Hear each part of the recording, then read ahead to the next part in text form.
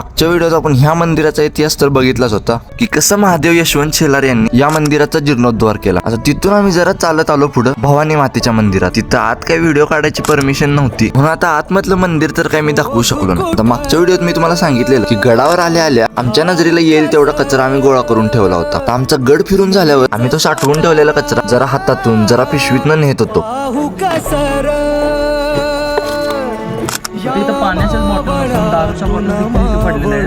या गडावर पाण्याच्या बाटल्या कमी आणि दारूच्याच बाटल्या जास्त दिसल्या. शिवजयंत्या मोठ्या मोठ्या डीजेने साजऱ्या करतो. एवढंच करून काय फायदा आहे? हे करून जर असंही होत असलं गड किल्ल्यावर. कचरा उचलताना मला हेच कळत नव्हतं हे गड किल्ले ऐतिहासिक ठिकाण आहे की दारू प्यायचा अड्डा. आता तिथून आम्ही गेलो ह्या धबधब्याकडं.